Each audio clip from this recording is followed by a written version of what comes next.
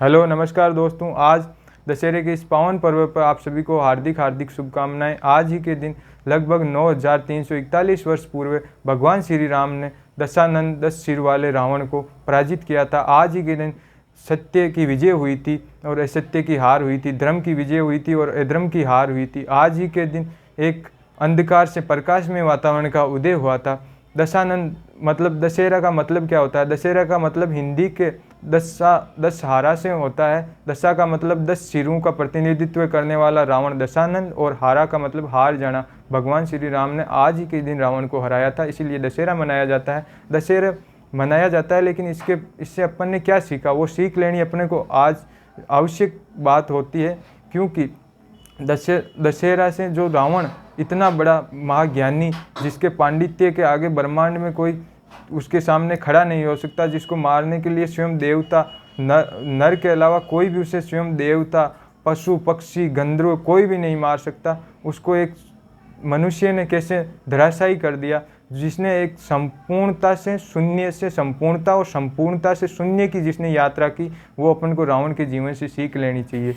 शून्य से संपूर्णता के मतलब वो उसके जो एक विश्वा गरीब ब्राह्मण का पुत्र, जिसके पास कुछ भी नहीं था, जो कुबेर की लंका के अंदर अपनी बहन के लिए दो रोटी के टुकड़े मांगते हुए ठुकरा दिया जाता है और 2 रोटी के टुकड़े नहीं मिलते हैं। वही गरीब ब्राह्मण का बेटा एक दिन लंकाधिपति लंकाधिराज कहलाता है और सारी सोने की लंका उसकी होती है। मतलब संपूर्णता में आ गया। और संपूर्णता से शून्य मतलब जब उस अहंकार के कारण और क्रोध के कारण एक टाइम ऐसा आया कि उसने अपने ही लंका को अग्नि के हवन कुंड में धूप धूप कर जलते हुए देखा और अपनी आंखों के सामने पूरी लंका को नष्ट होते हुए देखा।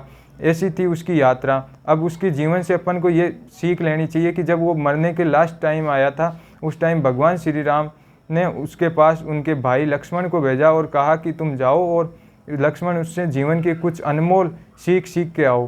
क्योंकि आज मैं नहीं चाहता कि आज रावण के साथ साथ उसके ज्ञान और पांडित्य का भी अंत हो जाए।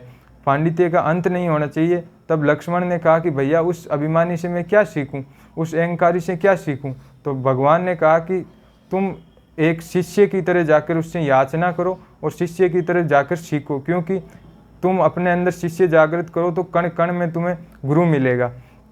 भगवान श्री राम के कहने पर जब लक्ष्मण उनके पास गए और उसके सिर की तरफ खड़े हो गए तो रावण ने मुंह फेर लिया, और मुंह फेरने पर वापस लक्ष्मण क्रोध में आकर राम के पास आकर बोले कि भैया उसको मरने के टाइम पे भी इतना अभिमान है कि उसने मेरे जाने के बाद मुंह फेर लिया।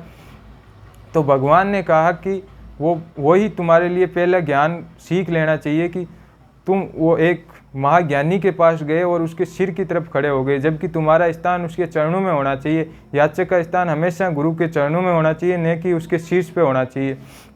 इसलिए दूसरी बार लक्ष्मण जाके उसके चरणों में खड़े हो गए और तब रावण ने बताया कि मैं इतना बड़ा योद्धा था, इतना बड़ा मैं ज्ञानी था, मेरे बराबर कोई खड़ा नहीं हो सकता। इस ब्रह्मांड में स्वयं देवता भी मेरे से मुकाबला नहीं कर सकते। मैंने सब कुछ जीत लिया था, मेरे पास सब कुछ था, सोने की लंका पे मैं राज करता था। लेकिन मैंने 3 जो गलतियां की वो कभी भी तुम लोग कभी भी मत करना। वो 3 गलतियां मेरी ये थी कि कभी भी शुभस्य शीघ्रम, शुभ कार्यों को करने के लिए देर मत करना और हमेशा सत्कर्म की ओर चलना, दुष्कर्मों की ओर कभी आकर्षित मत होना। जबकि मैंने कभी सत्कर्मों की ओर चलना ही नहीं चाहा। दूसरी बात, अपने शत्रु को कभी भी कमज़ोर मत समझना। शत्रु को कमज़ोर, मैंने राम को कमज़ोर समझा। कौन राम? वो वनवासी जिसको अपने पिता ने 14 वर्ष के लिए वनवास दे दिया। वो राम जिसके पास न आज सेना है, न राजपाट, न कोई और मतलब सहायता के लिए उसके पास केवल और केवल वानर है। मैं उसको क्या समझता हूँ? एक तुच्छ मनुष्य समझता हूँ। वो मेरा क्या सामना करेगा? दशानंद हूँ मैं, मेरे पास बुद्धि, ज्ञान और महाबल में कोई मेरा सानी नहीं है इस ब्रह्मांड में। तो वो मनुष्य मेरे से क्या मुकाबला करेगा? क्योंकि कभी भी कण को पर्वत और तिनके को तीर बनते देर नहीं लगती। इसलिए कभी भी तिनके को तुच्छ नहीं समझना चाहिए।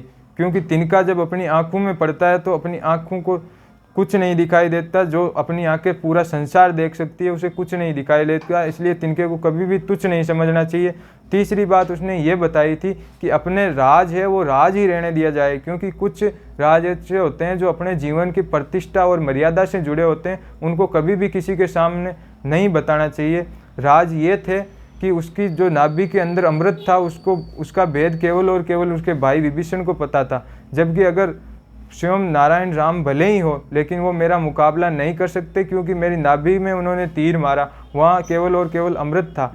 उस अमृत के कारण ही मैं आज मृत्यु की शैया पर हूँ, बाकी ऐसा कोई कारण नहीं था और न ही राम मुझे पराजित कर सकते थे। इसीलिए अपने जो ये 3 जो रहस्य हैं जीवन के वो कभी किसी को मत बताना, यही बात आगे की ओर ध्यान रखनी चाहिए। आपने सुना इसके लिए आपका आभार। ओके, जय हिंद, जय भारत।